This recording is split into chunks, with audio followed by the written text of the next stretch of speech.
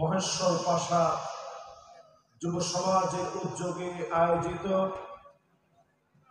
আজকের এই ঐতিহাসিক পঞ্চম বার্ষিক তাফসীরুল কোরআন মাহফিল, দুদিন ব্যাপী মোবারক আজকের আয়োজনের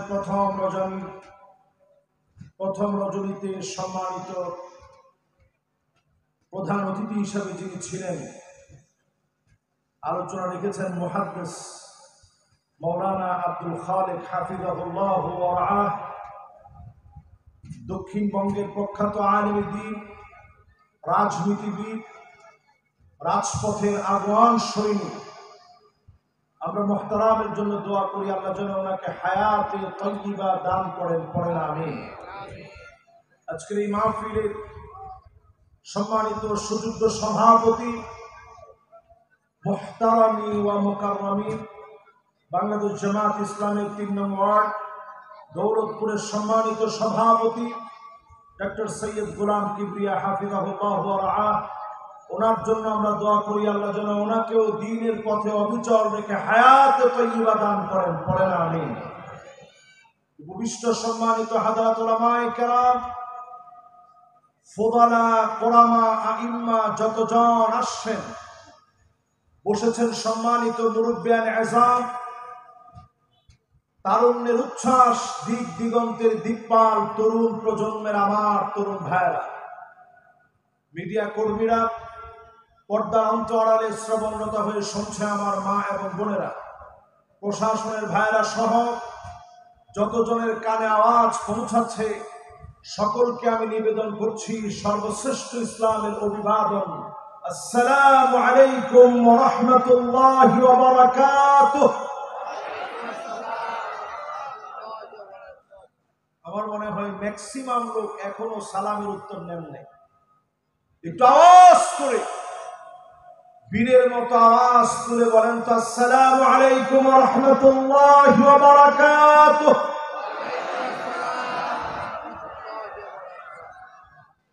যে মহান মালিক দয়া করে, মায়া করে, ভালোবেসে, দয়া পরবশ হয়ে আজকের এই মোবারক মাহফিলে আমাদেরকে আসার, বসার, বলার এবং শোনার তৌফিক এনায়েত করলেন, মালিকের আলী শান দরবারে নতশিরে অবনত চিত্তে শুকর গুজারি আদায় করি, সমস্বরে সবাই মিলে পড়ি কালিমাতুশ শুকর আলহামদুলিল্লাহ।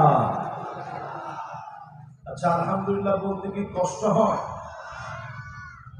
আলহামদুলিল্লাহ বলতে কি আপনাদের কারো কোনো কষ্ট হয়? একটু মহব্বত নিয়ে বলেন তো আলহামদুলিল্লাহ। আল্লাহ পাকের প্রশংসা আদায় করি।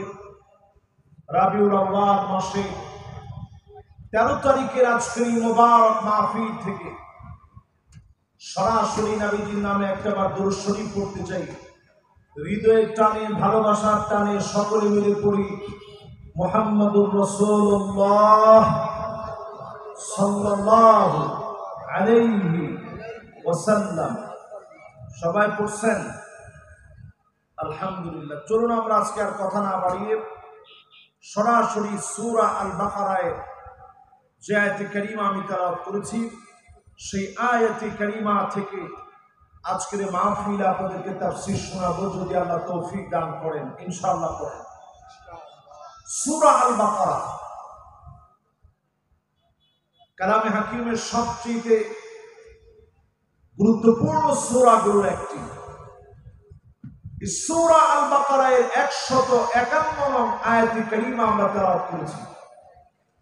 জোরে বলেন তো, সূরা বাকারার কত নম্বর আয়াত? সবাই বলতে হবে কত নম্বর। এবার মেহরবানি করে যারা ভলান্টিয়ার আছেন বসে পড়তে হবে, নড়াচড়া করা যাবে না, আমার চোখের সামনে আল্লাহর রাস্তে আসা যাবে না। जो बात दिल से निकलता वो बात दिल पर असर करता, যেটা দিল থেকে বলা হয় ওই কথা দিলের মধ্যে আসর করে। এজন্য আমরা কথা যেগুলো শুনবো, আমি নিজে দিল থেকে বলার চেষ্টা করব, আপনার দিল থেকে শুনবেন। রাজি আছেন ইনশাআল্লাহ? এবার আপনারা ইনশাআল্লাহ মনোযোগের সহিত আপনারা আমার সঙ্গে থাকেন। বলেন সূরা বাকারার কত নম্বর আয়াতের তাফসীর হবে? আল্লাহর হাবিবের সাথ করেন,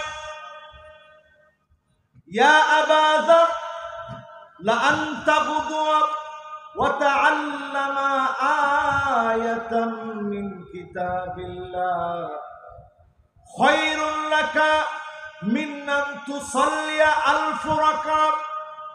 একটা আয়াত যদি আজকের মাহফিলে বোঝার চেষ্টা করেন, ওঠার আগে যিনি 100 রাকাতের চাইতে বেশি সওয়াব দিবেন তিনি কে? খুশি না বেজা? 100 রাকাত নামাজ পড়তে শামীম ওসমান সাহেব তিনি বলেছিলেন 70-80 রাকাত পড়ছেন। উনার সিস্টেমে যদি আপনি 100 রাকাত পড়েন সময় লাগবে না? আমরা ওই রকম না। আল্লাহু আতিয়াব ওয়া আকসার। একটা আয়াত যদি বুঝে যাওয়ার চেষ্টা করেন, পঞ্চম বার্ষিকী তাফসীর মাহফিল থেকে একটা আয়াত যদি বোঝার চেষ্টা করেন, ওঠার আগে 100 রাকাতের চাইতে বেশি সওয়াব বান্দার আমলনামায় হয়ে যাবে। শুধু তাই না, যদি নতুন কোনো কিছু শিখতে পারেন, খায়রুল লাকা মিন আন তুসাল্লি 1000 রাকাত, 1000 রাকাত নামাজ পড়লে যেমন সওয়াব হবে, এর চাইতে বেশি সওয়াব বান্দার আমলনামায় মালিক দিয়ে দিবে।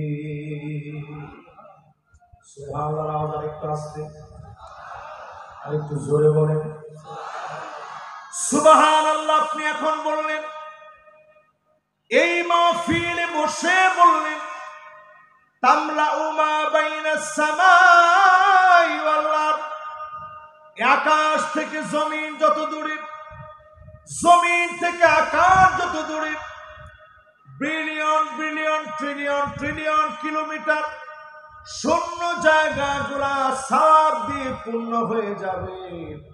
বান্দার খালি আমল নামাকে মালিক ভারী বানায় দিবে। নগরটা আবার আমরা মাশাআল্লাহ সুবহানাল্লাহ আসতে বলি না।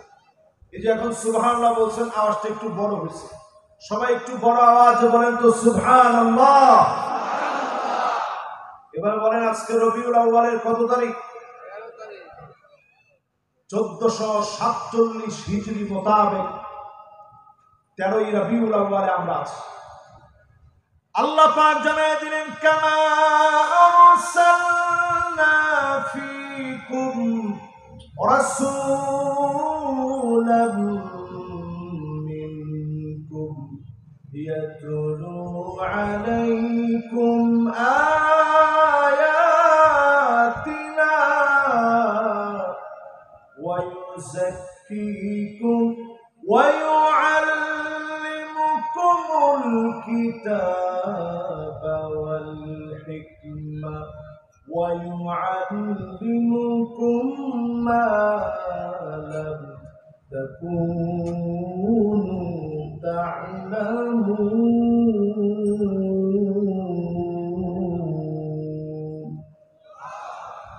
কার কথা? জোরে কোন কার কথা? আল্লাহর নবী পৃথিবীতে আসলেন শিখানোর জন্য। বুইসতু লিউতাম্মিমা মাকারিমাল আখলাক, মানুষকে আখলাক শিখাবেন, মানুষগুলোকে মানুষ বানাবেন। নবীজি আসলেন এই পৃথিবীতে, নবীজি আসলেন শিক্ষক করে আল্লাহ পাক পাঠায়া দিলেন। সারাটা জীবন ধরে নবীজি মানুষকে শুধু ডাকলেন। পাথরের আঘাত খেলেন নবীজি, ষড়যন্ত্রের কবরে পড়লেন নবীজি, এমনকি শিয়াবে আবি তালেব দিনের পর দিন তিনি জেল খাটলেন। মক্কা থেকে বের হয়ে গেলেন, কাফেরদের জুলুমের কাছে আল্লাহ পাকের অর্ডারে নবীজি চলে গেলেন, বের হতে বাধ্য হলেন। 10 বছর তিনি মদিনায় সবর করলেন। তারপরে যিনি মক্কায় বিজয় দান করে দিলেন তিনি কে? প্রিয় ভাইরা আমার, যারা আজকের মাহফিলে বসলেন, 10টা টার্গেট নিয়ে আমরা উঠবো। কয়টা? 10টা। জোরে কোন কয়টা? এক নাম্বার টার্গেট আমরা শিখব। কি করব? সবাই কোন কি করব? এবার যদি আমি প্রশ্ন করি, এই মাহফিলে বসছেন, কোরআন পড়তে পারেন শুদ্ধভাবে কয়জন আছেন? হাত তুলে। মাশাআল্লাহ, দুই একজন হাফিজে কোরআন হাত তুলছে, আর সাধারণ কয়েকজন। যদি এবার প্রশ্ন করা হয়, হাত তুলে নামা, যদি এবার প্রশ্ন করা হয় আমাদের দেশে মুসলিমের সংখ্যা কত, পার্সেন্টেজ কত? আমাদের সভাপতি সাহেব, উনি সভাপতি না আজকে? ও সভাপতি সাহেব, মাশাআল্লাহ, একটু রং হয়ে গেছে। আমাদের সভাপতি সাহেব, আমাদের মেহমান সহ যদি আমরা প্রশ্ন করি কত পার্সেন্ট আমরা বাংলাদেশের মুসলমান, এক সময় আমরা শুনতাম 95% মুসলমান, কিন্তু রয়ের চক্রান্তের কারণে দিন দিন এই সংখ্যাটা কমতে কমতে এখন আমরা অটোই বলি আমরা বাংলাদেশের মুসলমানদের সংখ্যা 90%। এটা একটা ভুল কথা। মুসলমান কোন দেশে জিন্দিগিতে কোনোদিন কমে না, বরং মুসলমান যেখানে ঢুকে সেখানে বাড়ে। আমেরিকার দিকে তাকায় দেখেন, ইউরোপের দিকে তাকায় দেখেন, গির্জাগুলো কিনে কিনে মুসলমানেরা মসজিদ নির্মাণ করতেছে, জায়গায় জায়গায় আল্লাহু আকবার ধ্বনি প্রজ্বলিত হচ্ছে। ঠিক কিনা? কিন্তু বড় দুঃখজনক সত্য, কুচক্রী মহলের একটা চক্রান্তের কারণে আমরা এখন বলছি সবাই মুসলমান বাংলাদেশের 90% না, বাংলাদেশের মুসলমান 95% ছিল। এখন আপনি জরিপ করে দেখেন, মুসলমানদের সংখ্যা কমে নাই, বরং বেড়েছে।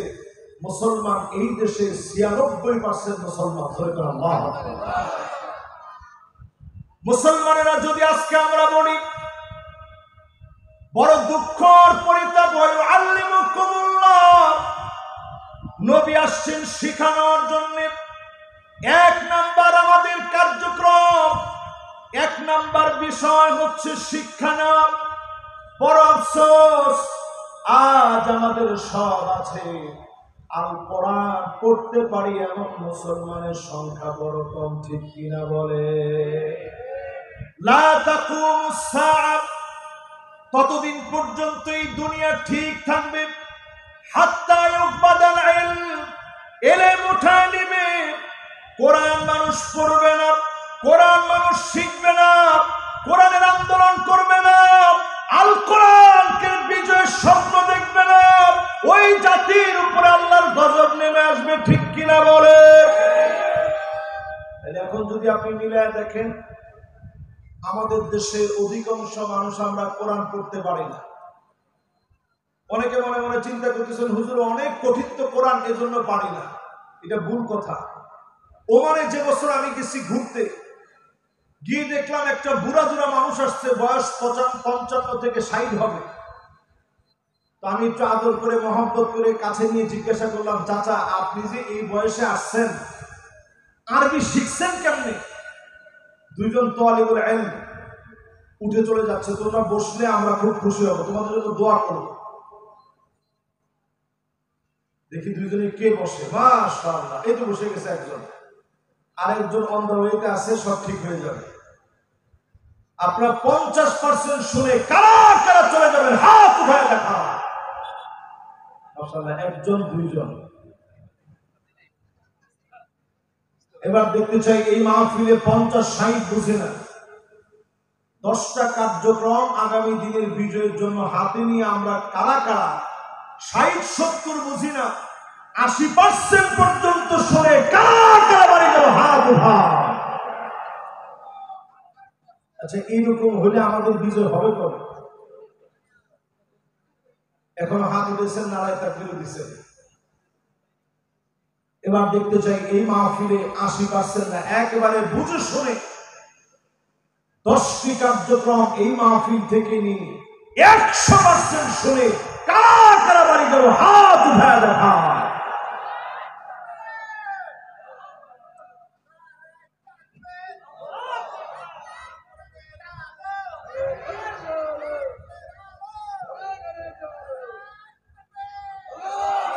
এবার হাতটা নামান। আসলে অনেকদিন ধরে তো নারায় তাকবীর স্লোগান দেওয়া যাচ্ছিল না।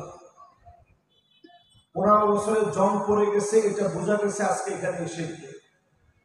নারায় তাকবীর দিছে কিন্তু স্লোগানটা একেবারে স্লো মোশনে হচ্ছে। একজনে দিবেন একেবারে বীরের মতো, জোরে সরে একটা তাকবীর দেন।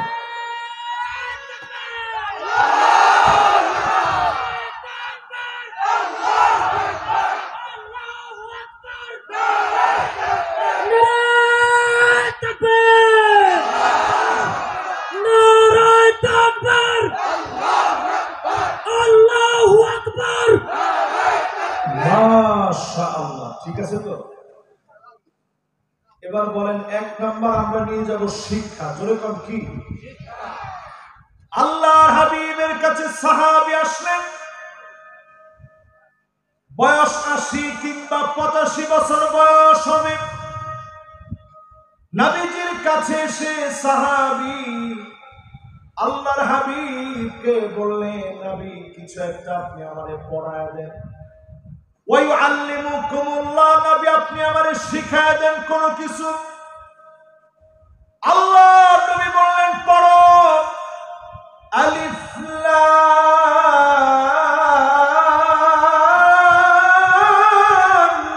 মিম।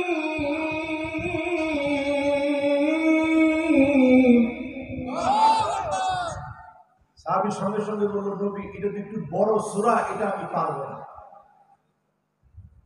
নবীজি বললেন, ঠিক আছে তাইলে পড়ো হামিম।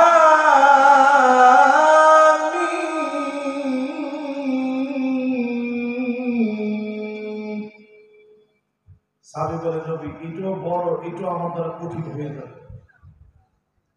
নবী ধৈর্য কেমন চিন্তা করেন। এবার সাহাবী বললেন, নবী সহজ কিছু একটা শিখায় দেন। আল্লাহ হাবিব বললেন, সাহাবী পড়ো سبح اسم ربك الأعلى الذي خلق فسوى والذي قدر فهدى والذي أخرج المرعى। সাহাবী বলেন, নবী একটু কঠিন লাগে, সহজ কিছু একটা পড়া। নবীজি বললেন, তাহলে পড়ো إذا زلزلت الأرض زلزالها وأخرجت الأرض أثقالها وقال الإنسان ما لها يومئذ تحدث أخبارها بأن ربك أوحى لها يومئذ يصدر الناس أشتاتا ليروا أعمالهم فمن يعمل مثقال ذرة خيرا يره ومن يعمل مثقال ذرة شرا يره। এতটুকু যখন আল্লাহর হাবিব পড়ায় দিলেন, সাহাবী দাঁড়ায় গেলেন, ডাক দিয়ে বলেন, ও নবী, ওয়াল্লাযী নফসি বিয়াদিহি, যে আল্লাহর হাতে আমার প্রাণ, আমি কোনো কিছু বাড়াবো না, কমাবো না, এই সূরা নিয়ে আমল করব, এই সূরা নিয়ে বেঁচে থাকবো, এই সূরা নিয়ে বাঁচার চেষ্টা করব। সূরাটা মুখস্থ করে নিলাম। আল্লাহর নবী সাহাবীদেরকে দেখায় বলেন, যদি কোনো জান্নাতি লোক দেখতে চাও, এই লোকটার দিকে তাকাও, একটা সূরার কারণে লোকটা জান্নাতি হয়ে গেল। বলেন আল্লাহু আকবার। এবার যারা আমার সামনে বসা আছেন, বাংলাদেশের ভাগ্যের যদি পরিবর্তন হতে হয়, আমার শিক্ষা কার্যক্রমে আমার ছোট ছোট কোমলমতি বাচ্চাদেরকে আমার ইবতেদাই থেকে শুরু করে আমার অনার্স লেভেল, মাস্টার্স লেভেল, আমার প্রত্যেকটা জায়গায় যদি আল কোরআনকে শিখানো না হয়, এই জাতির ভাগ্যের পরিবর্তন সম্ভব না। ঠিক কিনা বলেন? এই জন্য আমরা এই কথা তো নির্দ্বিধায় বলতে পারি, 54 বছরের সব দেখা শেষ। এখন বাংলাদেশে একটাই আওয়াজ উঠেছে, 54 বছরের সব দেখা শেষ, সামনে হবে আল কোরআনের বাংলাদেশ।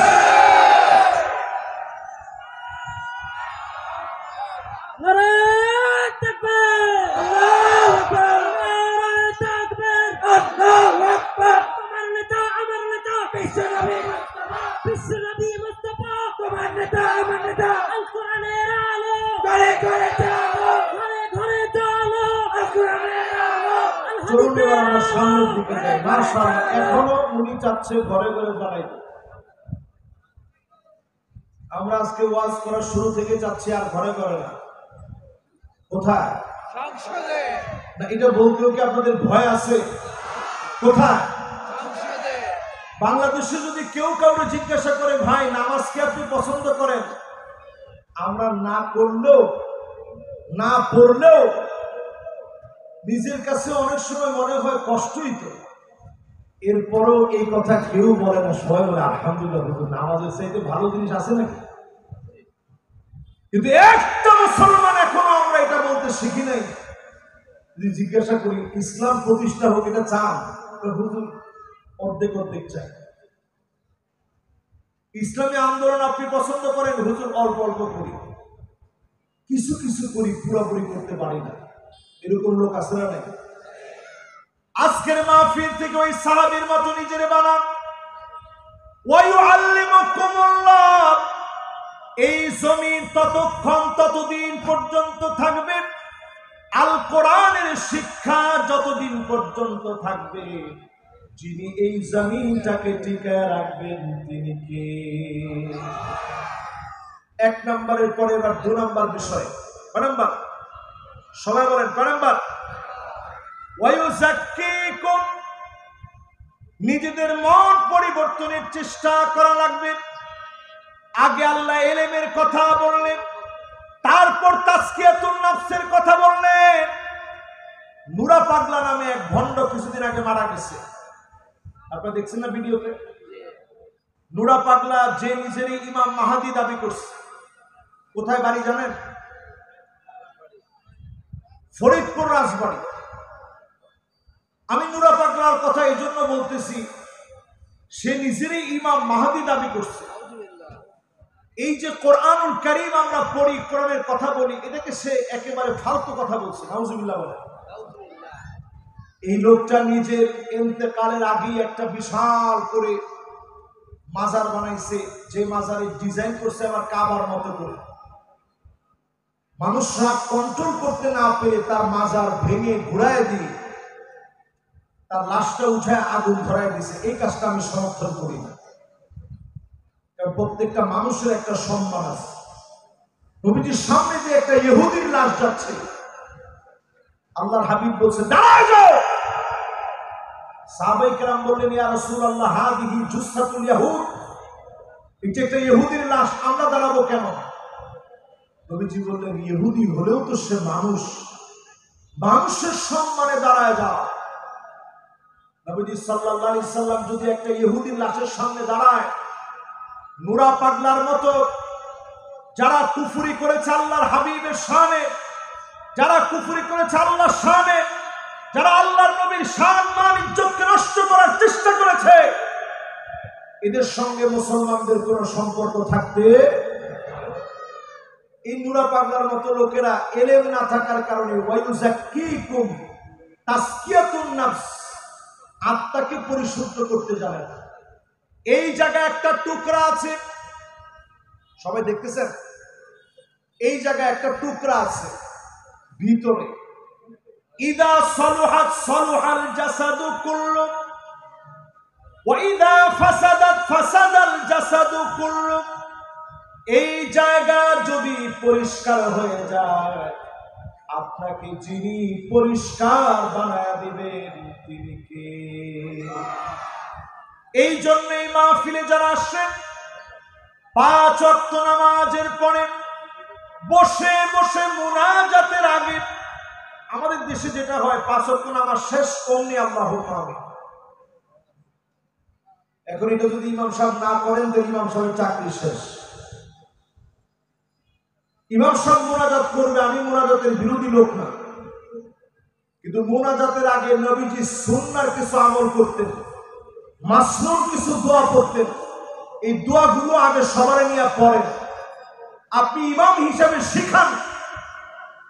আল্লাহুম্মা লা মানিআ লিমা আতাইত ওয়া লা মুতিআ লিমা মানাত ওয়া লা ইয়ানফা'ু যাল জাদ্দি মিনকাল জাদ। আল্লাহর হাবিব শিখায়া দিলেন, যেই দোয়াগুলো নবীজি পড়তেন আয়াতুল কুরসি সহ, সূরা ইখলাস, সূরা ফালাক, সূরা নাস তিনবার করে ফজরের পরে মাগরিবের পরে পড়েন। জিন আপনাকে অ্যাটাক করার মতো ক্ষমতা পাবে না, কালো জাদু কাজ করবে না। আপনাকে যিনি সুস্থ রাখবেন তিনি কে?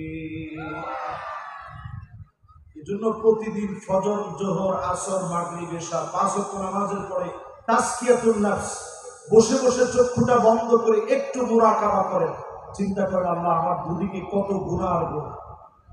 সাহাবায়ে কেরাম মনে করতেন এক একটা গুনাহ বড় পাহাড়ের মতো, পাহাড় ভেঙে পড়লে যেমন বাঁচা যাবে না, গুনাহর সামনে কেমনে বাঁচবো? গুনাহ হয়ে গেলে বারবার নবীজির কাছে দৌড়ায় দৌড়ায় চলে আসতেন, এসে নবীজিরে বলতেন তাহিরিনী ইয়া রাসূলুল্লাহ,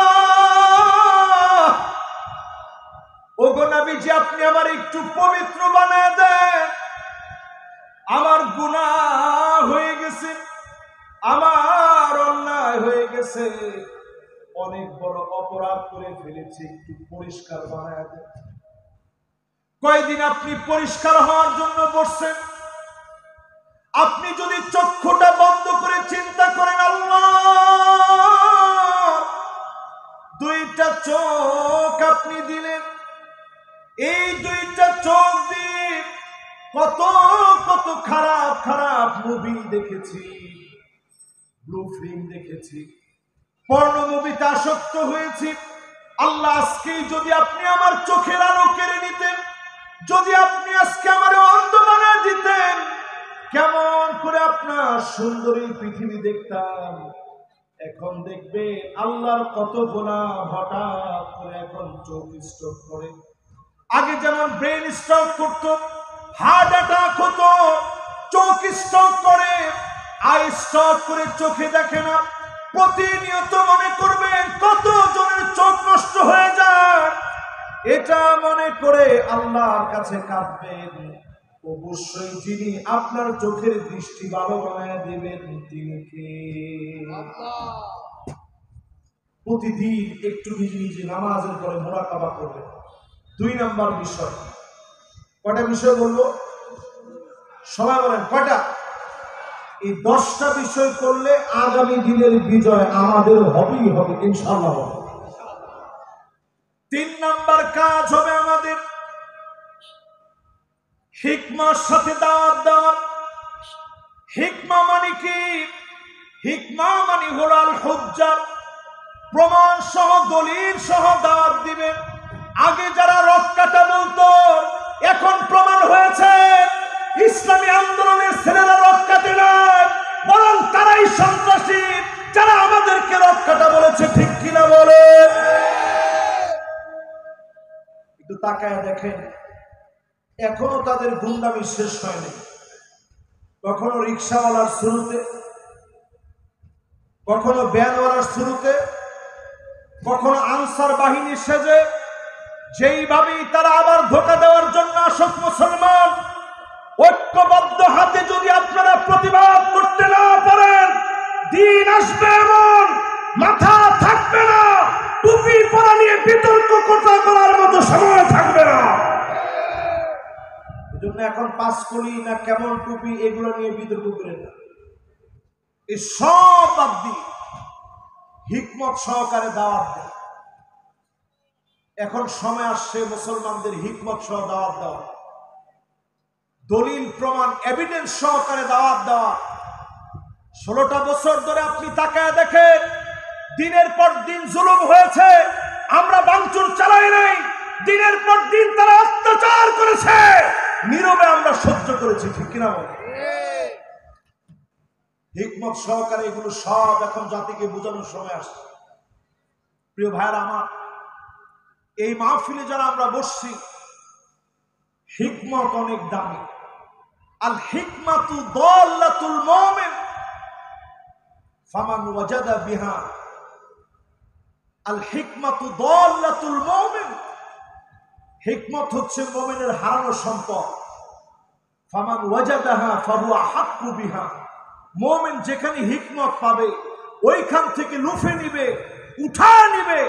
মুমিনকে আল্লাহ হিকমত দিয়ে পরিপূর্ণতার সাথে ওই হিকমত দিয়ে মুমিনকে আল্লাহ বিজয়ী বানায় দিবে। বলেন আল্লাহু আকবার। আপনি তাকায় দেখেন আফগানিস্তানের দিকে। এই তো আমি গতকালকে দুবাই থেকে আসছি, মাশাআল্লাহ এখন সাউন্ড তো ঠিক আছে। এই সাউন্ড এতক্ষণ কোথায় ছিল বাবা? মাশাআল্লাহ, লিল্লাহি তাকবীর। আপনারা আমার সাথে আছেন তো সবাই? গতকালকে যখন আমি দুবাই থেকে আসলাম, দুবাই এই সফরে আমি 6 দিন ছিলাম। 6 দিন আমি পানির পোলা, শিফা,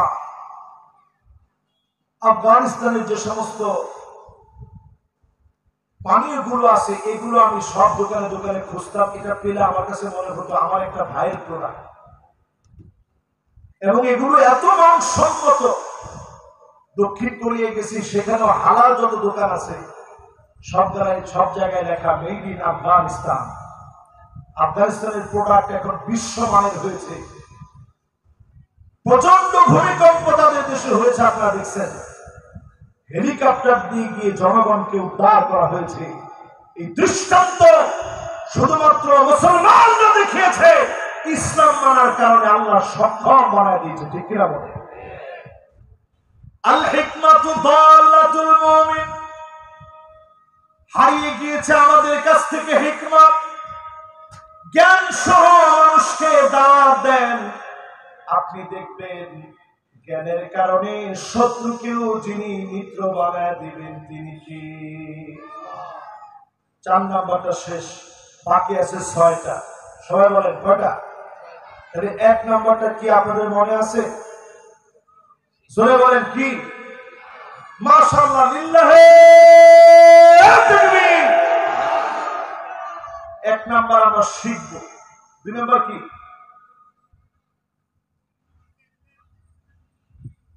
2 নাম্বার মাঝে মাঝে তাজকিয়াতুন নফস, মুরাকাবা করুন। চুপচাপ বসে বসে এই জায়গাটা পরিষ্কার করার চেষ্টা করুন। 3 নাম্বার কি? মাত্র যেটা বলছি ভুলে গেছেন? হিকমত। জোরে কি? সবাই বলি 3 নাম্বার কি? এরপরে 4 নাম্বারে প্রিয় ভাইরা আমার, 4 নাম্বার আমাদের কাজ হচ্ছে নবীজি পৃথিবীতে দাওয়াত নিয়ে আসলেন। ওয়া ইউআল্লিমুকুম মা লাম তাকুনু তা'লামুন। যা তোমরা জানতে না তিনি তোমাদেরকে জানিয়েছেন। 4 নাম্বার আমাদের কাজ হবে দরে দরে মানুষকে জানানো, মানুষকে বোঝানো, মানুষের সঙ্গে মিশান, মানুষের সঙ্গে এমন ভাবে মিশবে শত্রু যেন মিত্র হয়ে যায়। আল্লাহ নবী এমন ভাবে দাওয়াত দিয়েছেন, তায়েফের প্রান্তে তিনি গিয়েছেন, মানুষ নবীজিকে চিনতে পারে নাই। পাগল পাগল বলে নবীরে পাথর মারলে, রক্তের কারণে নবীজির জুতা মুবারক আটকে গিয়েছে। আল্লাহ নবী বারবার জ্ঞান হারিয়ে ফেলেছে। নবীজির যখন জ্ঞান ফিরেছে আবার পাথর মেরেছে। নবীজির জ্ঞান হারিয়ে গিয়েছে। বারবার নবীজি পাথরের আঘাত খেয়েছে। ফেরেশতা এসে বলে, নবী আপনি এখনই বদদুয়া করেন। আল্লাহর নবী ডাক দিয়া বলেন, ইন্নী লান উবআস লাআন,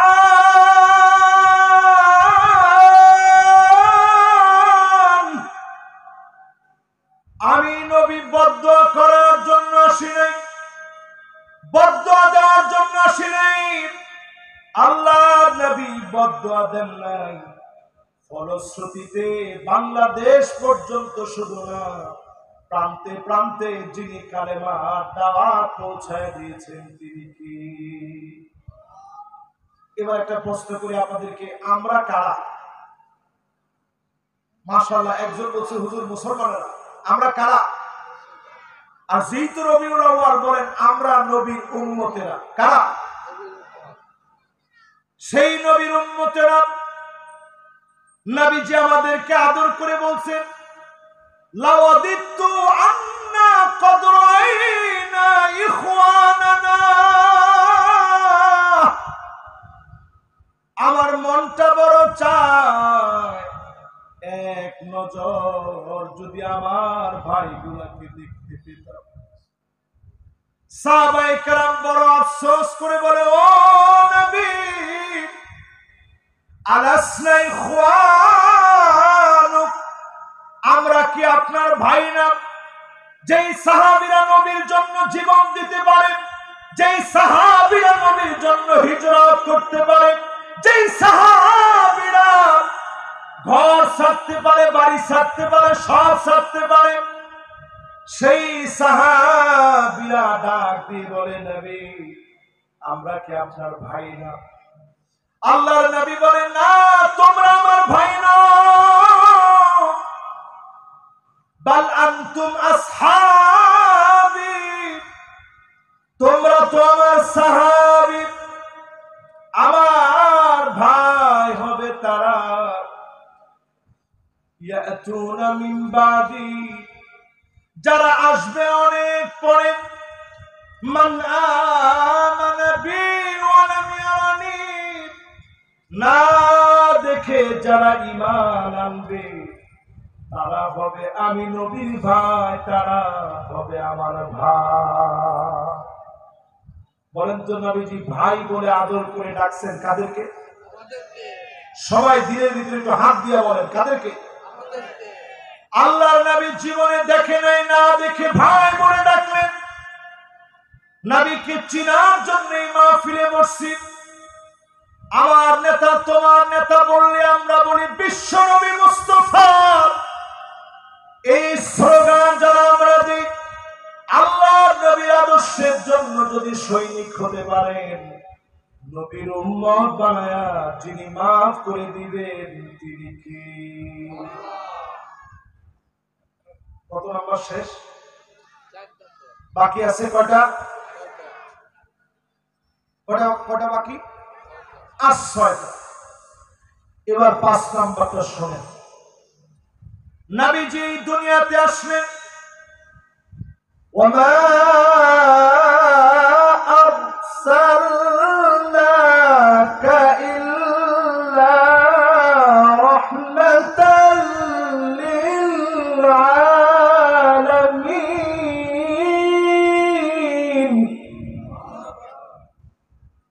এই পৃথিবীতে নবীজি আসলেন রহমত হিসাবে। তিনি এই পৃথিবীর ভিতরে আল্লাহ পাক নবীজিরে পাঠালেন।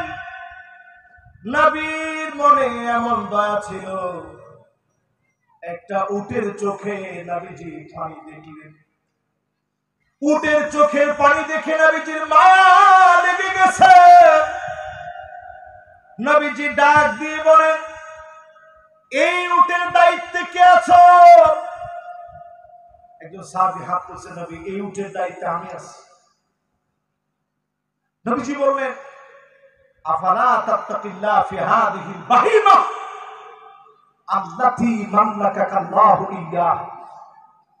এই উটের চোখের পানি দেখা মাত্র আমি নবী বুঝলাম, উটরে তুমি কষ্ট দাও, খাবার দাও না। রাহমাতুল লিল আলামিন নবীর সামনে এসে উট চোখের পানি ছেড়ে দিল। নবীজি সঙ্গে সঙ্গে বললেন, এই উটটারে যে খাবার দেওয়া না, এটার জবাব আল্লাহর আদালতে তোমার দেওয়া লাগবে। একটা উটকে যদি আপনি খাবার না দেন, যদি জবাব দেওয়া লাগে, যেই সমস্ত আলেমদেরকে নির্দোষ করে জেলখানায় রেখেছেন, দুনিয়ার আদালতে আপনি পার পেয়ে গেল, আল্লাহর আদালতে কোনো মাফ নাই। ঠিক কিনা বলেন? এখনো দেখবেন তাদের কথা একটাই, আমরা কি দোষ করছিলাম, কি অপরাধ আমাদের। অন্য কোন অপরাধের কথা আজকে আমি বাদ দিলাম, শুধুমাত্র এই বাংলাদেশের একজন মুফাসসির কোরআন শহীদ আল্লামা দেলওয়ার হোসেন সাইদী রাহমাতুল্লাহ আলাইহি, ওনার সঙ্গে ইতিহাসের যে নিকৃষ্ট দুরাচার করা হয়েছে, বয়োবৃদ্ধ একজন মুফাসসির কোরআন, এই অঙ্গনের যিনি রূপকার, যিনি রাহবার, ওনাকে 13টা বছর জেলে রেখে যে জুলম আর নির্যাতন করা হয়েছে, আল্লাহ আদালতে দুনিয়ার বিচারে এদের কোনো মাফ হবে না, হবে না, হবে না। বলেছে রাজাকার সাইদি মোদের অহংকার, কে বলেছে রাজাকার, কে বলেছে রাজাকার সাইদি মোদের অহংকার, সাইদি মোদের অহংকার, কে বলেছে রাজাকার। তাকবীর, আল্লাহু আকবার। এবার আপনারা আবার একটু বলেন তো দেখি, সাইদি সাহেবের ওয়াজে মানুষের দিক পরিবর্তন হতো কি হতো না?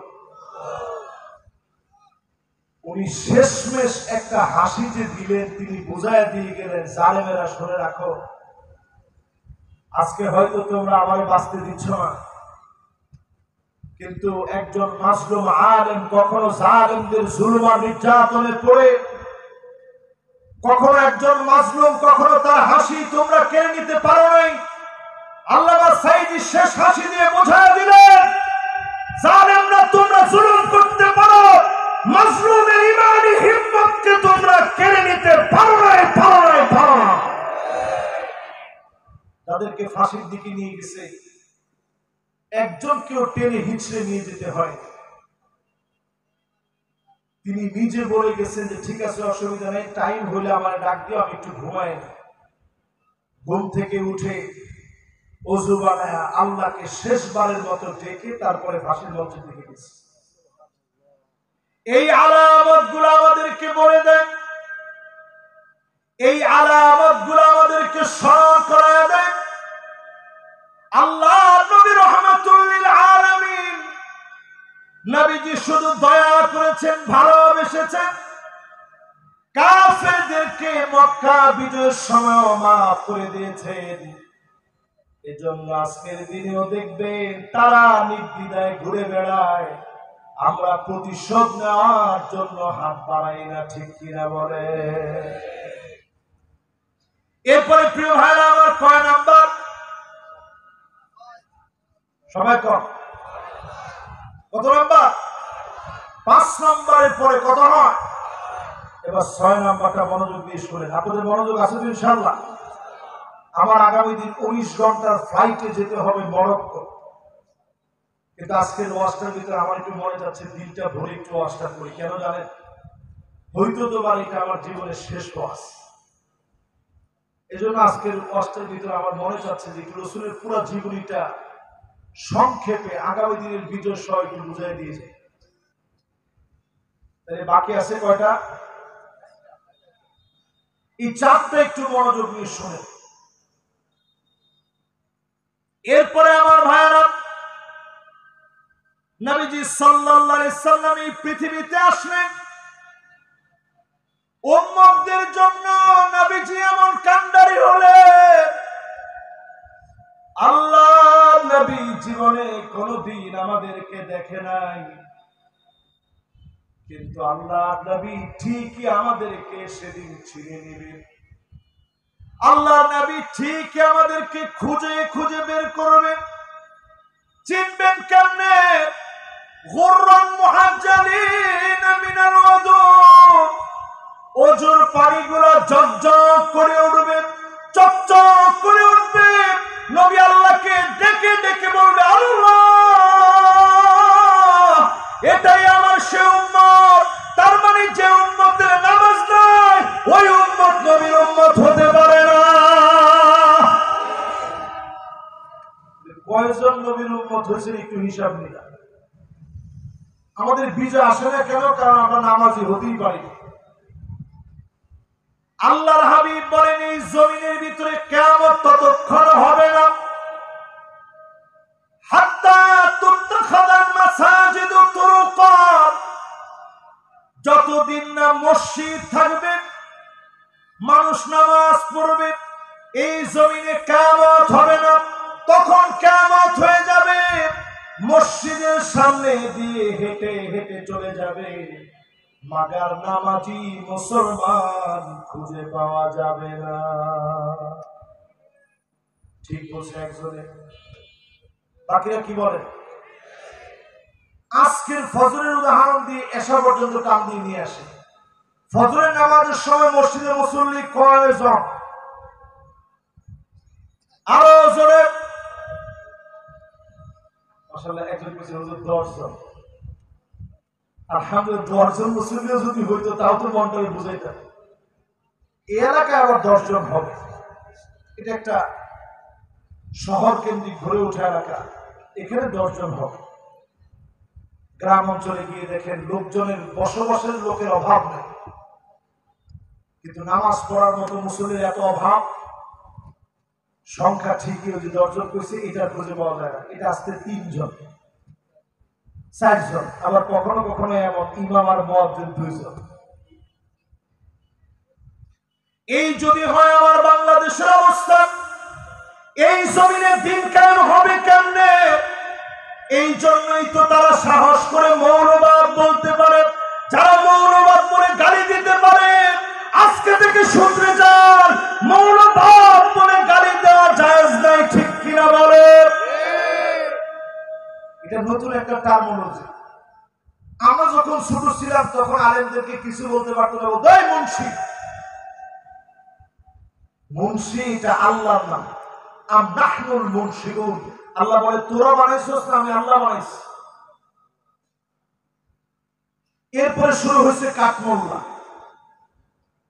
এরপরে শুরু হয়েছে জঙ্গি, এরপরে মাঝে মাঝে রাজাকার, আর এখন চলে মৌলবাদ। এই সব যারা বলে পরিষ্কার ভাবে বুঝবেন, যারা কোরআন হাদিসকে পছন্দ করে না, মানতে পারে না, তাই কেবল রাজাকার মৌলবাদ বলে গালি দিতে চায়। কয়টা গেছে? আরে 6টা গেছে নাকি? 6টা না 7টা? 7টা হয়েছে। হ্যাঁ, মাশাআল্লাহ, 6 পর্যন্ত গেছে, এখনো বাকি 4টা আছে, শুনতে থাকে। 7 নম্বরে প্রিয় ভাইরা আমার, যেই নামাজের কথা বলছিলাম 7 নম্বরে, এই নামাজ যদি জামাতের সঙ্গে কায়েম করা না হয়, আমার পার্লামেন্ট থেকে যদি নামাজকে কায়েমের সিদ্ধান্ত নেয়, ঘরে ঘরে নামাজি হয়ে যাবে, এ দেশের চিত্র যিনি পাল্টায় দেবেন তিনি কে? আলহামদুলিল্লাহ, আমার এই ক্ষুদ্র জীবনে অনেক দেশ আল্লাহ তাআলা আমাকে ঘুরিয়েছে। এই দেশগুলো ঘুরতে গিয়ে আমার কাছে যেটা মনে হয়েছে, এট এ টাইমে কোন দেশে আল্লাহ তাআলা এমন বানায় নাই যে দেশের ভিতরে নদী, সমুদ্র, আবার সেই দেশের ভিতরে পাহাড়, পর্বত, গাছপালা, লতা পাতা, এরকম সবুজ শ্যামল, সবটা এক দেশের ভিতরে। আপনি দুবাই যান, এটা একটা দ্বীপ কেন্দ্রিক দেশ, সমুদ্রের মাঝখানে গড়ে ওঠে একটা দেশ। যদি সমুদ্রকে আল্লাহ অর্ডার করে ধর, ইন্নাল মাউজা জাইশুম মিন জুয়ুশিল্লাহ, এই ঢেউগুলো আল্লাহর সেনাবাহিনী। আল্লাহ যদি বলে ধর, মুহূর্তের ভিতরে শেষ হয়ে যাবে। বাংলাদেশের জন্য সতর্ক সংকেত। অনেক দিন ধরে ভূতত্ত্ববিদরা বলতেছে একটা ভূমিকম্প বাংলাদেশের দিকে আসতেছে, যেই ভূমিকম্পের মাত্রা হবে 8.9 মাত্রার ভূমিকম্প। নাউজুবিল্লাহ বলেন। আপনার চুপচাপ বসে বসে ওয়াজটা শুনতেছেন, ভালো লাগতেছে। 8.9 মাত্রার একটা ভূমিকম্প যদি বাংলাদেশে হয়ে যায়, 100 বছরের জন্য দেশটা অন্ধকার হয়ে যাবে। কিন্তু আপনি চিন্তা করেন, করোনা আসলো এই দেশে, সারা দুনিয়া প্রকম্পিত হয়ে গেল, সারা দুনিয়ার মানুষ তটস্থ হয়ে গেছে। কিন্তু বাংলাদেশে তার রহমতে, তার গোলামদেরকে ভালোবেসে আবার আল্লাহ দয়া করে, মায়া করে এই মানুষগুলার দিকে তাকায় করোনার প্রকট আচরণ দেখায় নাই। সারা বিশ্ব বলেছিল বাংলাদেশ সবচেয়ে ক্ষতি হবে, মানুষ রাস্তায় রাস্তায় পড়ে থাকবে, জনসংখ্যা নিঃশেষ হয়ে যাবে। ঠিকই করোনা এসেছিল, আবার চলে গিয়েছে। বাংলাদেশের মানুষকে যিনি হেফাজত করেছেন তিনি কি? এই জন্য ভূমিকম্প হবে হবে সবাই বলে। এই ভূমিকম্প, ছোট ছোট ভূমিকম্প অনেকবারই হয়েছে ফজরের নামাজের সময়। দেখছেন আপনারা, রাত্রে ঘুমায় আছেন, তখন 3টা-4টার দিকে ভূমিকম্প বাড়ি দিছে। আল্লাহ বুঝাই দিছে, নামাজের জন্য দাঁড়ায় যান। যেই সময় হাফেজে কোরআনরা পড়া শোনানোর জন্য, মুখস্থ করার জন্য হাফেজে কোরআনরা উঠে পড়া শুরু করে দেয়, সব বেদারিতে, সব গুজারিতে আল্লাহর অসংখ্য গোলামেরা তাহাজ্জুদের সময় দাঁড়ায় থাকে, আল্লাহর কাছে ফুপা ফুপা কাঁদতে থাকে। তাদের কারণে এখনো পর্যন্ত যিনি ভালো রেখেছেন তিনি কি? 7 নম্বরের পরে এবার বাকি 3টা আছে। আমাদের সময় সুযোগ আছে? কার কার সময় নেই টান টান করে হাতটা উঠা। একজনের সময় নেই, যান ভাইয়ের ছুটি। আর সময় থাকলে আপনি বসে আসেন তো আপনার ইনশাআল্লাহ। বাকি 3টে এবার একটু দিল দিয়ে শোনেন। 8 নম্বরে প্রিয় ভাইরা আমার, আগামী দিনের বিজয়ের জন্য যেই কার্যক্রম নিয়ে আল্লাহর নবী এসে শিক্ষা দিয়ে গেলেন, যে কার্যক্রম আমাদের সবার থাকা লাগবে, সেই কার্যক্রম গুলো হলো জীবন দিব, লড়াই করব, শহীদ হয়ে যাব, আল্লাহর জমিনে দিন কায়েমের পর থেকে এক চুল পিছপা হওয়া যাবে না। আমার সাথে কি আপনারা একমত? এবার আপনাদেরকে একটু উদাহরণ দিয়ে বুঝাই সহজ হবে।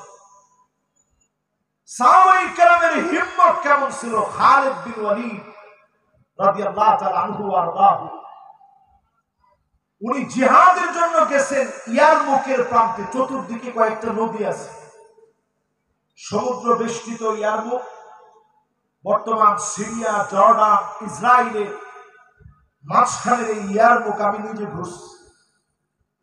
ওই জায়গাতে খালিদ বিন ওয়ালিদ 15 দিন সফর করে গেছে। কয়দিন সফর করে যখন গেছে, পেটে খাবার নাই।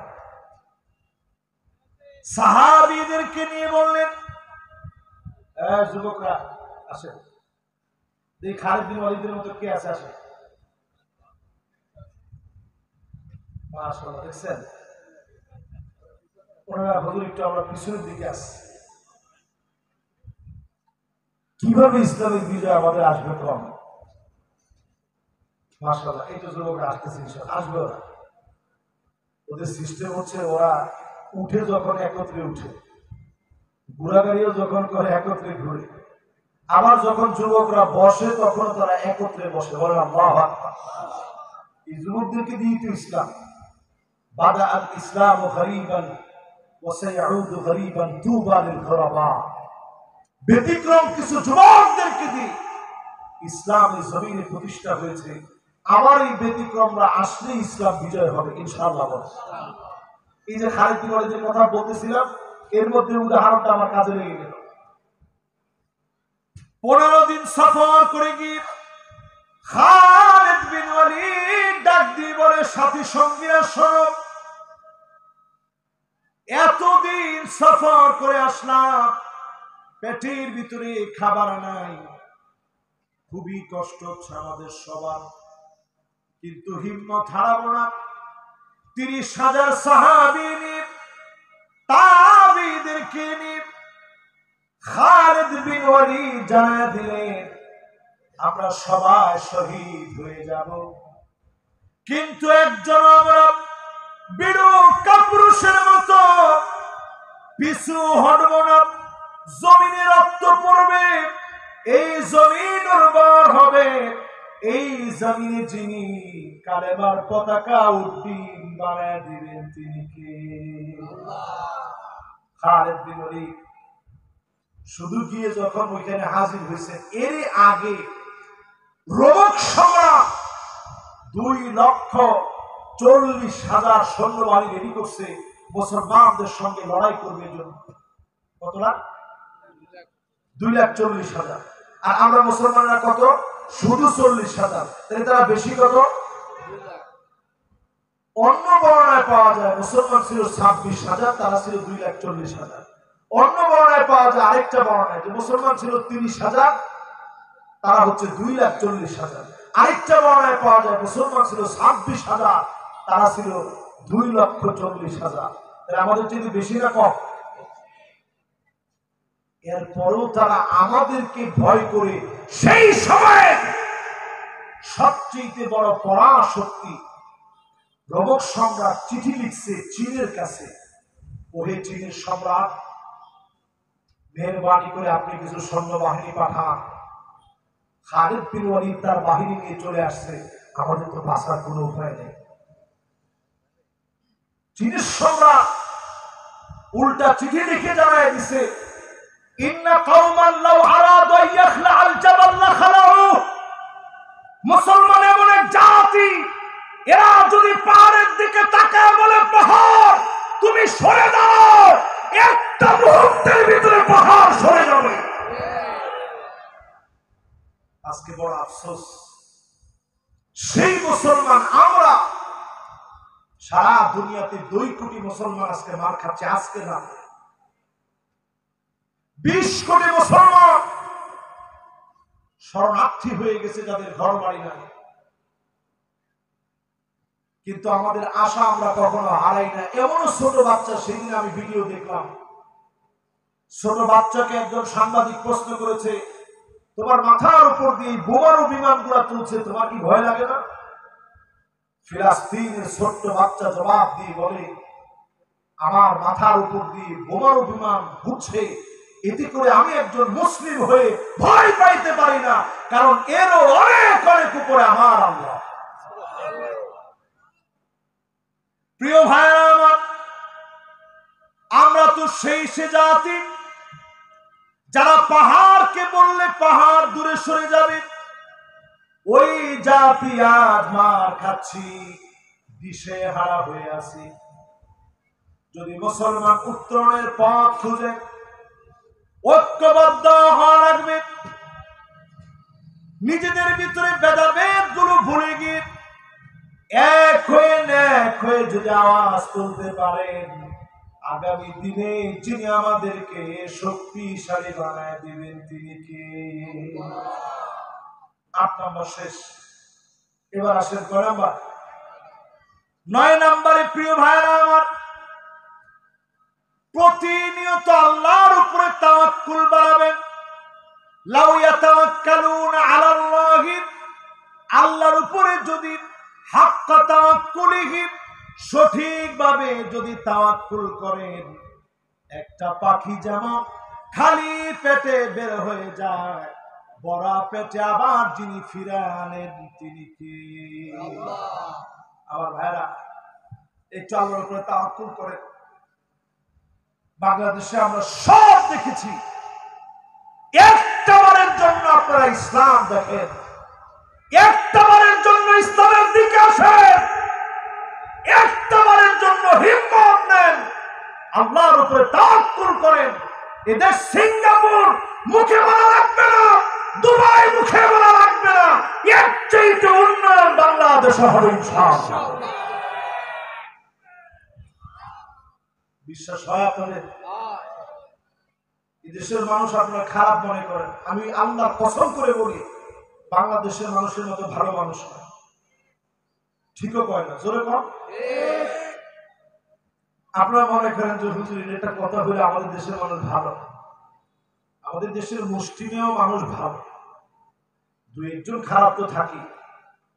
যারা ভালো তাদের খবর নিয়ে দেখেন কেমন ভালো। আজকেও দেখা গেছে সামান্য একজন ব্যাংক চালক 13 ভরি স্বর্ণ পাইছে। বর্তমান স্বর্ণের দাম কি রেট? 1,80,000 টাকা। ভাইয়ের হাতে মোবাইল আছে, হিসাব বের করে দিচ্ছে। সর্বোচ্চ রেকর্ড এখন, আজকেও দাম বাড়ছে। 13 ভরি পাওয়ার পরেও বেলালা সে মনে করছে এটা তো আমার না। আপনি দেশের মানুষকে খারাপ করবেন কেমনে? আমাদের দেশের মানুষ ওয়াজ শুনে বসে বসে কান্দে, নিজের পকেটের টাকা দিয়ে এরকম মাহফিলের আয়োজন করে।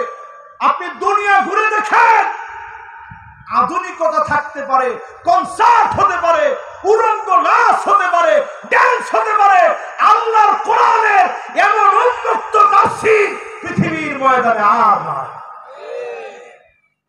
দেশটাকে খারাপ বলবেন কেন? এদেশের মানুষ শহীদ আল্লামা দেলোয়ার হোসেন সাইদি রহমতুল্লাহ আলাইহির মতো একজন আলেম এদেশের মানুষ পেয়েছে। এদেশের মানুষ তাকে ভালোবাসা দিয়েছে। এদেশের মানুষের মুখে মুখে দাঁড়িয়ে, মানুষের অন্তরে অন্তরে লালিত ঈমান, মানুষের জবানে জবানে কালেমার কথা, মানুষের ভিতরে ভালোবাসার প্রেমাস্পন বন্ধন, নবীজির প্রতি এমন ভালোবাসা, নবীর নাম বললে সাল্লাল্লাহু আলাইহি ওয়াসাল্লাম বলতে এই জাতি দ্বিধাবোধ করে না। ঠিক কিনা বলে? ব্লগাররা যখন আমার নবীর বিরোধিতা করে, এটা এমন দেশ যেই দেশে ফারাবির মতো ছেলেরা জীবন দিয়ে, ফারাবির মতো ছেলেরা মামলা হামলা হবে জানা সত্ত্বেও ব্লগারদের বিরুদ্ধে সোচ্চার হয়ে যায়। সুতরাং প্রিয় ভাইরা আমার, এদেশের মানুষকে খারাপ বলার কোনো সুযোগ নেই। এদেশের মানুষ নিশ্চয়ই আখিরি জামানায় অনেক বড় নেতৃত্ব দিবে বাংলাদেশ। ইনশাআল্লাহ। আওয়াজটা একটু আস্তে হচ্ছে, জোরে কম।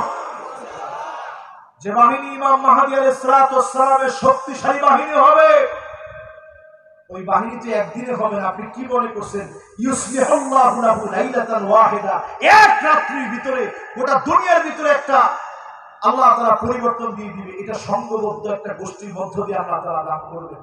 ওই সংঘবদ্ধ গোষ্ঠী বাংলাদেশের অলিতে গলিতে সব জায়গায় তৈরি হচ্ছে। আজ সবার একটাই কথা, সব ভুলে সব শেষে আমরা সব দেখা শেষ, সামনে হবে আল কোরআনের বাংলাদেশ। যদি আমরা একটু বুঝে নিতে পারি, সব ইসলামী দলগুলা যদি সমমনা হতে পারি, সবাই যদি আমরা এক পথে হাঁটতে পারি, তবেই আগামী দিনের বিজয় মুসলমানদের বিজয় হবে। ঠিক কিনা বলে? কয় নাম্বার ভাই? কয় নাম্বার? বাকি আছে আর কয়টা? মাশাআল্লাহ, শেষ। এখন কে উঠে দেখি? মাশাআল্লাহ, সবাই মনোযোগ নিয়ে শুনতেছেন আপনারা। বাকি শেষ। 10 নাম্বারটা আপনাদের একটু মহব্বত দিয়ে বুঝাই। 10 নম্বরে নবীজি সাল্লাল্লাহু আলাইহি সাল্লামের উম্মত যারা এখানে বসছেন, আজকে থেকে নিজের ঘরটাকেও ঠিক করার সিদ্ধান্ত নেন। অনেকে বাইরে বাইরে অনেক দাওয়াতি কাজ করেন, নিজের ঘরের ভিতরে দাওয়াতি কাজ নেই। আমাদের ঘরের ভিতরে অনেকে ইসলামের চর্চা নেই। কু আনফুসাকুম ওয়া আহলিকুম নারা। আগে আপনি আপনার নিজের ঘরে বাঁচান। এটা শেষ জমান, আপনাকে বুঝতে হবে। ঘরের ভিতরে এখন মহিলাদের আলামত, মা বোনদেরকে নিয়ে তেমন কোনো ওয়াজই করিনি। এই পুরো ওয়াজটাই আমরা মা বোনদেরকে সহ করছি একত্রে। মা বোনদের সহ আজকে মাহফিলে বলে, যেহেতু অনেক মা বোন আসছেন, শেষ জামানায় মা বোনদের রুচি এমন হয়ে গেছে, 1 নম্বর রুচির নাম আল্লাহ না। সব টাকা আমার লাগবে, আমার খাওয়া লাগবে। মাকে, বোনকে, ভাইকে, বাপকে 1 টাকা দেওয়া যাবে না, এমন বললে ওরা স্ত্রী এখন আমাদের ঘরে ঘরে আসে না। নাই এদিকের লোকদের আছে, এদিকের লোকদের নাই। সব আমারে দাও, তোমার মা বাপ ভাই বোন এদেরকে 1 টাকা দিতে পারবা না, এমন মহিলা এখন আছে না নাই? এরপরে দেখবেন মান্না খোটা দিবে কথায় কথায়, আমি দেখে আপনার ভাত খাই গেলাম, না হলে খাই অন্য কেউ খাইতে হবে। এরকম মহিলা এখন আছে না নাই? প্রতিদিন কয়বার? ভাত তো খাই 3 বার, কিন্তু ওই কথা যে কবার খাতে হয়, কবার যে খাওয়া লাগে হুজুর এটা বলতে পারবো না, গুনে রাখিনি তো। এরপরে দেখবেন হান্না, আপনি বলছেন যে অনেক ক্লান্ত লাগতেছে, 1 গ্লাস পানি দেওয়া দিলে, আরে ভাবতে পার আমি আপনার দাসীবন্দি হয়েছি তো পানি দিব, আপনার পানি আপনি নিয়ে খান। এরকম হয় কি হয় না? এরপরে দেখবেন কান্না, এটা কিরকম? আপনার ছায়াই দেখতে পারে না, যেখানে আপনার দেখছি একটু আপনি বসছেন দিলাম দিই, উঠে এটা পরিষ্কার করবেন। আপনি ঠিক আছে খাটে গিয়ে বসি, একটু খাটে বসছেন, একটু পরে এসে না বিছনা চাদরটা চেঞ্জ করতে ময়লা হয়ে গেছে, আপনি চিন্তা করছেন এসে থাক, বাইরে চলে এসে সেটাই ভালো। এরপরে দেখবেন হাদ্দাতা, এমন সব মহিলা আসবে স্বামীর কোনো কিছু তার পছন্দ হয় না, কিছু একটা কিনে আনবে, কি আনবে, কোনো কালার হলো, এই কালার তো মরে যাবে, এরকম মহিলা এখন আছে না? এরপরে দেখবেন একজনের কিছু ঘরে ঘরে, বিপজ্জনক। এরপরে দেখবেন সাদ্দাকা, এটা কেমন? কথায় কথায় তর্ক করে, আছে এরকম? এরপরেরটা মনে হয় আপনারা আছে বলে লজ্জিত হবেন না। এরপরেরটা হচ্ছে বাররাকা, শুধু তর্কই করে না, স্বামীকে লাঠি নিয়ে পিটাইতেও দেরি করে না, এমন মহিলা এখন আছে না? আমার তো মনে হয় আগের সবগুলো থেকে এটার ওজনটা একটু বেশি হয়েছে। ঘর কি আর এখন ঘর আছে? এই জন্য ঘরে ঘরে দাওয়াত, ঘরে ঘরে তালিম, ঘরে ঘরে জিক্র, ঘরে ঘরে নিজের স্ত্রীকে সময় দেয়।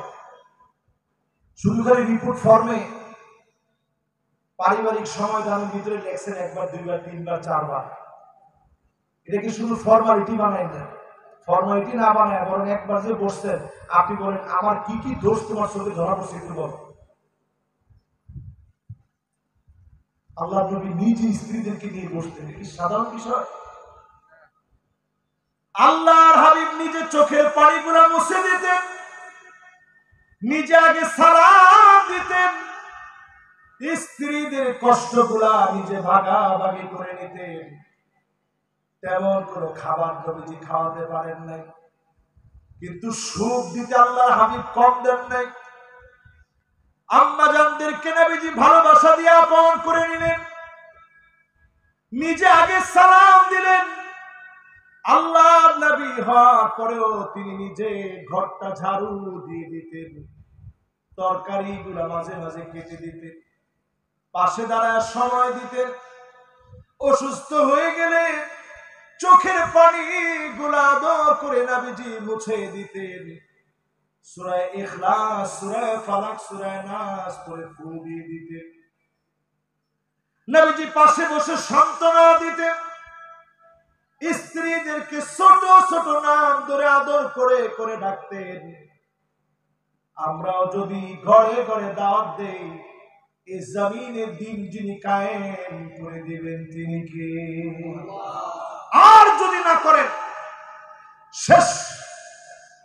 আমি একেবারে 2-4 মিনিটে 6টা বিষয় বলবো, শুনে যাবেন।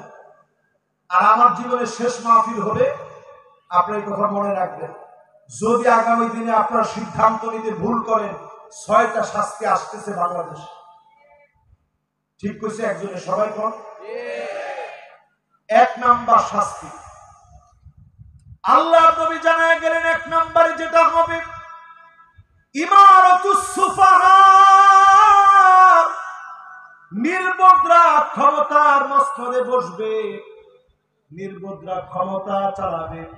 আগে যেমন আপনারা দিনের কথা বলে মাজলুম হয়েছে, সামনের দিনেও মাজলুম হওয়া লাগবে, ঠিক কিনা বলে? এটা 1 নম্বর শাস্তি। 2 নম্বর শাস্তি কি? 2 নম্বর শাস্তি নবীজি বলে গেছেন 1500 বছর আগে, কাসরাতুস শর্ত, নতুন নতুন শর্ত আনবে। এটা বললে মৌলবাদী, ওটা বললে রাজাকার, ওটা বললে জঙ্গি, এরকম নানান নতুন নতুন শর্ত চলে আসবে। ঠিক কিনা বলে? মিলতেছে? 3 নম্বরে নবীজি বলছেন বিয়াউল হক, টাকার বিনিময়ে আইন আদালত বিক্রি হবে। জায়গায় জায়গায় টাকার কারণে আইন আদালত বিক্রি হয়ে যাবে। 1500 বছর আগে নবীজি বলে গেছেন। 4 নম্বরে নবীজি বলেছেন ইস্তিগফাফাম বিদ্দাম, চারদিকে জেনোসাইড হবে, ঘরে ঘরে রক্তক্ষয়ী যুদ্ধ লেগে যাবে, যেটাকে আমরা বলি আমাদের ভাষায়, এটাকে কি বলে? গৃহযুদ্ধ। মাশাআল্লাহ, কে বলছে জানো মতো? মাশাআল্লাহ, এই শব্দটা আমি খুঁজতেছিলাম। এটাকে বলে গৃহযুদ্ধ, ঘরে ঘরে যুদ্ধ, জেনোসাইড লেগে যাবে, চতুর্দিকে রক্তপাত হবে। আল্লাহর হস্তে এই দৃশ্যটা বাংলাদেশ যেন না দেখে, এই জন্য বলবো সব ভুলে যান, সবাই এক হয়ে যান। যদি এখনো না হোক, শকুনের দৃষ্টি আমাদের দিকে আজও পড়ে আছে। আপনি এটা মনে করেন না তারা আমাদেরকে ছেড়ে দিবে। বাংলাদেশের মানচিত্রের দিকে তাকায় দেখেন, যারা আমার মানচিত্রকে গিলে খেয়েছে, ওরা আমার শান্তি কোনোদিন দেখতে পায় না, আমার শান্তি তাদের সহ্য হয় না, তারা কোনোদিন আমাদের বন্ধু হতে পারে না। এজন্য পরিষ্কার ভাবে সজাগ হন। 5 নম্বরে নবীজি বলেন আযাব এমন আসবে, কাতিয়াতুর রহিম, আত্মীয়তার সম্পর্ক ছিন্ন হয়ে যাবে। ভাই ভাইরে চিনবে না, আপনজন বলে বুঝবে না, রাজনীতির কাছে অন্ধ হয়ে যাবে। আজকে তাকালে তা মনে হয় রাজনীতির কাছে এত অন্ধ হয়ে গেছি, পাথর দিয়ে মানুষকে পিটা পিটা মারলেও মানবতা আছে বলে আমাদের কাছে মনে হয় না। পিটা পিটা মারলো, সারা দুনিয়া মনে করে মানবতা লঙ্ঘিত হয়েছে, কিন্তু আমাদের দিল কাঁপে। সামান্য টাকার জন্য এই যে গতকালকে একজন আলেম দ্বীনকে ভোলায় শহীদ করা হয়েছে, আপনি দেখেন কতগুলো আঘাত তার বুকে করা হয়েছে, কতগুলো আঘাত তার পেটের মধ্যে করা হয়েছে। যদি এই দিনটা আপনারা দেখতে না চান, আল্লাহ কোরআনের দিকে আসেন। রবিউল আউয়াল মাসে দিন বিজয়ের সিদ্ধান্ত নেন মুসলমান। এই মাহফিলের পরে ঠান্ডা মাথায় নিজের একটু বুঝেন, আমি তো নবীর উম্মত, যে নবী আমারে না দেখে আমারে দেখার জন্য আফসোস করেছে, সে নবীর উম্মত কেমনে করে শুধু দুনিয়ার পিছনে ঘুরে।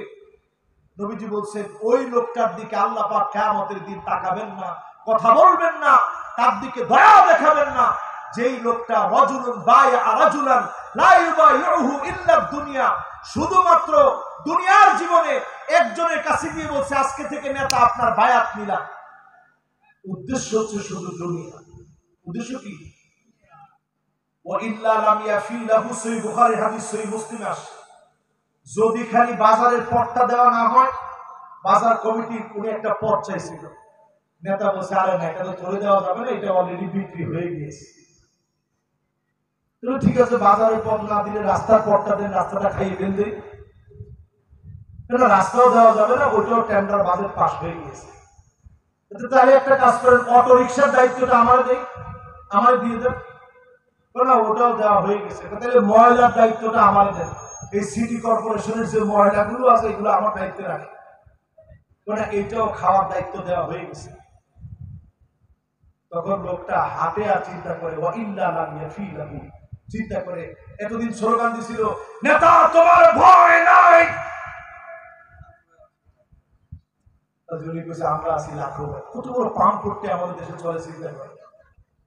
আর যখনই শুধু পট্টা দেওয়া না হয়, সাথে সাথে পিছনে গিয়ে স্লোগান দেয় নেতা তোমার ভয় নাই, তোমার সাথে আর আমি নাই। ঠিক কিনা বলে? এই রাজনীতি আজকে থেকে নিজের মন থেকে মুছে ফেলে দেন। আল্লাহর হাবিব বলতেছেন এই রকম পদের জন্য যারা দল করবে, রাজনীতি করবে, আল্লাহ পাক তাদের দিকে তাকাবেন না। লা ইউকাল্লিমুহুমুল্লাহ ওয়া লা ইউযাক্কিহিম ওয়া লা ইয়ানজুরু ইলাইহিম। আল্লাহ দয়া দেখাবেন না, তাকাবেন না, মায়া দেখাবেন না। তাহলে আপনি করতেছেন কি? আল্লাহ থেকে আসে। ষষ্ঠ নম্বর বলছিলাম যে আযাব আসবে, সে আযাবের নাম আকাল্লুহুম ফিকহান। যাদের বুঝ নাই, যাদের জ্ঞান নাই, যারা নির্বোধ, তারা জাতির ক্ষমতায় আসতে পারে যদি আপনারা ভুল করেন। ঠিকটা একটু আসতে কর। আমি রাসূলুল্লাহর হাদিস বলছি, এটা আমার বানানো গল্প বলে নেই, কোরআনের হাদিস থেকে। এর বাহিরে কি একটি কথাও আমি বলার চেষ্টা করিনি। সূরা আল বাকারায় 151 নং আয়াতে কারিমা 10টি শিক্ষা আপনাদেরকে বোঝানোর চেষ্টা করেছি। নবী এই পৃথিবীতে যে মিশন নিয়ে আসলেন, সে মিশন হচ্ছে লা ইলাহা ইল্লাল্লাহ মুহাম্মাদুর রাসূলুল্লাহ সাল্লাল্লাহু আলাইহি ওয়াসাল্লাম। সিদকান মিন কলবিকুম আও নাফসিকুম। মন থেকে যদি আমরা পড়তে পারি, অবশ্যই যিনি আমাদেরকে কবুল করে নেবেন তিনি কে? আজকের মাহফিলে যারা কষ্ট করলেন, যারা শ্রম দিলেন, আল্লাহ যেন সবাই মাফ করে। একটা লোক আমরা উঠবো না। ফিলিস্তিনের জন্য আমরা দিল থেকে একটা মোনাজাত করে এরপরে আমরা উঠবো, আমরা বিদায় নেব। আল্লাহ রাব্বুল আলামিন প্রত্যেকটা কথা আমাকে আপনাদের সবাইকে আমল করার তৌফিক দান করুক, পড়েন আমিন। যদি কর্তৃপক্ষের অনুমতি থাকে আমি এখানে ইতি টেনে মোনাজাতের দিকে যেতে চাই। আর যদি ওনারা কথা বলেন তাহলে ইনশাআল্লাহ এরপরে আমরা মোনাজাত করব। সবাই আমরা বসবো। আজকে ফিলিস্তিনের জন্য আর কিছু না পারি। আচ্ছা, আল্লাহুম্মা আমিন। আল্লাহুম্মা ইন্না আলা যিকরিকা ওয়া শুকরিকা ওয়া হুসনি ইবাদাতিক। আল্লাহুম্মা লা মানিআ লিমা আ'তাইত ওয়া লা মু'তিয়া লিমা মানা'ত ওয়া লা ইয়ানফা'ু যাল জাদ্দি মিনকাল জাদ। রব্বুল আলামিন অনেক কষ্ট করে মাহফিলের আয়োজন যারা করলো, মহেশ্বর পাশার যুব সংঘ, যুব সংস্থার যুবকেরা, মুরব্বীরা মিলে মাহফিলের আয়োজন করেছে। আল্লাহ যারা যারা এই মাহফিল আসে বসে, যারা যারা শুনেছে, আল্লাহ মেহেরবানি করে গুনাহ খাতা মাফ করে দেন। আল্লাহ এমন তো কেহ নাই জীবনে কোনদিন গুনাহ করি নাই, বড় বড় গুনাহ করে ফেলেছি, প্রকাশ্যে কত গুনাহ করে ফেলেছি, গোপনে গোপনে কত গুনাহ করে ফেলেছি, ডানে কত গুনাহ করছি, বাম দিকে কত ফিরে গুনাহ করেছি। যদি আপনি নিয়ম বেঁধে দিতেন, এই পরিমাণ খারাপ ভিডিও দেখলে চোখ দুটা অন্ধ হয়ে যাবে। আমার মনে হয় আমি অন্ধ হয়ে যেতাম। আল্লাহ যদি আপনি নিয়ম বেঁধে দিতেন, এই পরিমাণ মিউজিক শুনলে কানগুলা বধির হয়ে যাবে। আমার মনে হয় যে পরিমাণ মিউজিক এখন আমাদের ঘরে সংসারে, আমরা বধির হয়ে যেতাম। আপনি যদি নিয়ম বেঁধে দিতেন, এই পরিমাণ মিথ্যা বললে তুই বোবা হয়ে যাবে। আবার মনে হয় আমি বোবা হয়ে যেতাম। রব্বুল আলামিন আপনি বড় দয়াময়। লা তাকুনাতু মির রাহমাতিল্লাহ,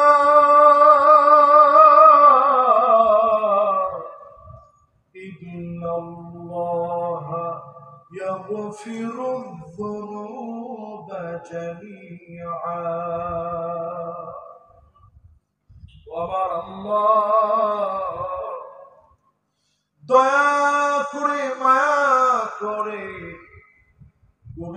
আমাদের গুনাহ মাফ করে দেন আল্লাহ। ও মালিক, বন্ধুদের পাল্লায় পড়ে প্রকাশ্যে দিবালোকে কিংবা অন্ধকারে কত কত গুনাহ করে ফেলেছি, মেহেরবানি করে মাফ করে দেন আল্লাহ। ডানে বামে কবরেতে যারা ঘুমায় আছে, বিশেষ করে অসহায়ের মতো আমাদের মা,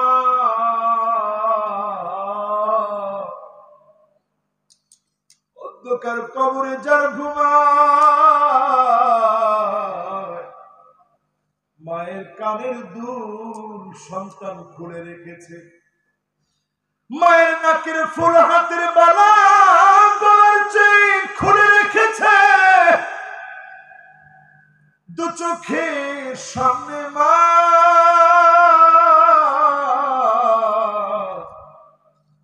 কবরে সাদা কাফনের কাপড় পরে শুয়ে গেছে।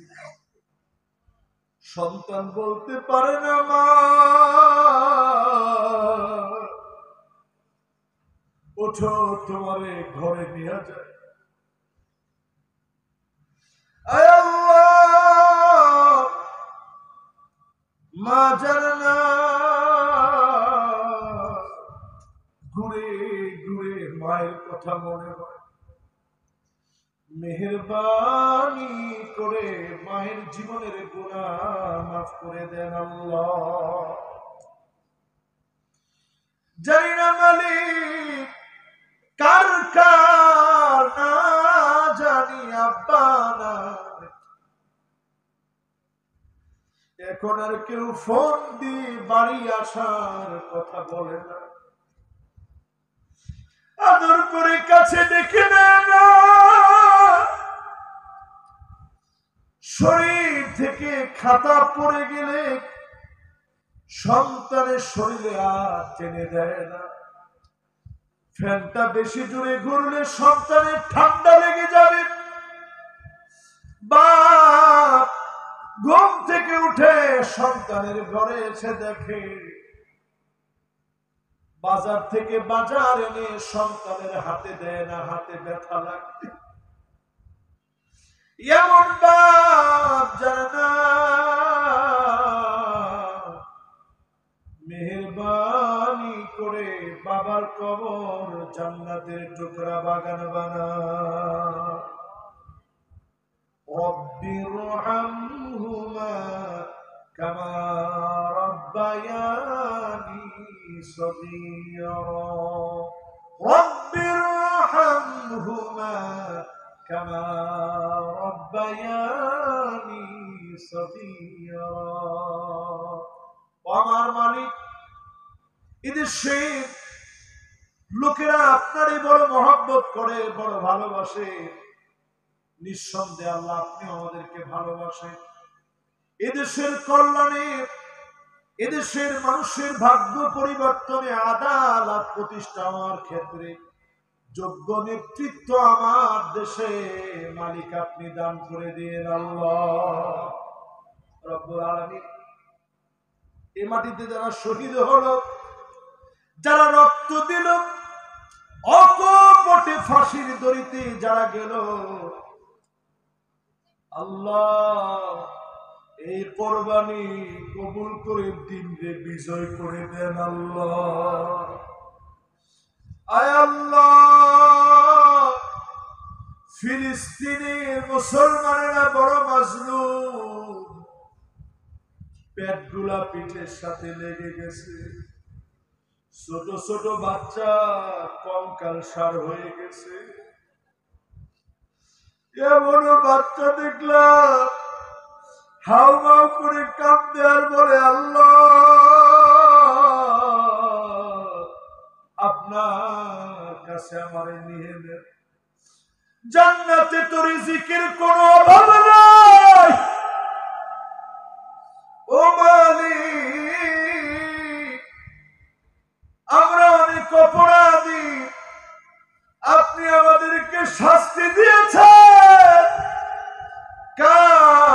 কুফফার দিয়ার মার খাওয়ায়েন না আল্লাহ।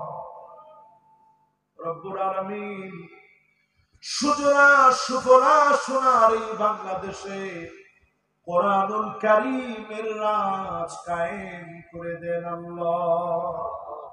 ব্যবসায়ীরা যারা বসে ব্যবসা বাণিজ্যে বরকত দিয়ে দেন, ছাত্ররা যারা বলে বসেছে মেধা বাড়ায় দেন, আলেম ওলামা যারা বসছে সম্মান বৃদ্ধি করে দেন। ও মালিক, আলেমদেরকে এই দেশে অনেক সম্মান করে আল্লাহ, আমার দেশের পট পরিবর্তনে আলেমদেরকে ঐক্যবদ্ধ হওয়ার তৌফিক দেন আল্লাহ। রব্বুল আলামিন যতজন আজকের এই মাহফিলে আসে, আল্লাহ মা বোনদের জন্য, মা বোনদেরকে মুত্তাকিয়া মুজাক্কিয়া বানায়, মহিষী তাপসী বানিয়ে জমিনের দিন কায়েমের জন্য মা বোনদেরকে কবুল করে নেন আল্লাহ। নামাজি বানায় দিন, পর্দানিশীন বানায় দিয়া, লজ্জাস্থানের হেফাজতকারী বানায় দিন, রোজাদার বানায় দিয়ে আটো জান্নাতের দরজা মা বোনদের জন্য খুলে দিন আল্লাহ। ইলাহুল আলামিন, আপনি আমাদেরকে সন্তান আদি দিয়েছেন, ছেলে দিয়েছেন, মেয়ে দিয়েছেন, মেয়ে দিয়েছেন ছেলে দেন না, ছেলে দিয়েছেন মেয়ে দেন নাই। যত নিয়ামত আপনি দিয়েছেন, সন্তান আদি নেককার হওয়া তার মধ্যে বড় নিয়ামত। আমাদের কলিজার টুকরা সন্তানদেরকে নেককার বানায় দিন আল্লাহ। রব্বুল আলামিন, একদিন চলে যাওয়ার ডাক চলে আসবে, আগামী দিনও মাহফিল আছে, আমার মুফতি আমির হামজা ভাই আসবে। আয় আল্লাহ, এ মাহফিলকে কিয়ামত অবধি জারি রেখে নাজাতের ওসিলা বানায় দিন আল্লাহ। যেদিন মালিক চলে যাওয়ার চূড়ান্ত ডাক আসবে, সেজদা দিতে দিতে সুবহান রাব্বিয়াল আ'লা বলে যখন ডাকটা দিয়েছি, এমন একটা সময় আমার জানটা কবজ করায় দিন আল্লাহ। রোজা মুখে কোরআন তেলাওয়াতের সময় জানটারে কবজ করায় দিন আল্লাহ। দিনের কথা বলতে বলতে, এই পথে চলতে চলতে শাহাদাতের মৌত সব সময় কামনা করি। বিছানায় শুয়েও যদি মারা যায়, শহীদি মৌত আমাদেরকে দিয়ে দিন আল্লাহ। রব্বুল আলামিন, মদিনাতুল মুনাওয়ারায় বারবার কবুল করে মদিনায় কবুল করে নিয়ে আল্লাহ। মৌতের কালে বিদায়ের ক্ষণে জবানে জারি করে দিয়ে মধুরতম কালেমা লা ইলাহা ইল্লাল্লাহু মুহাম্মাদুর রাসূলুল্লাহ।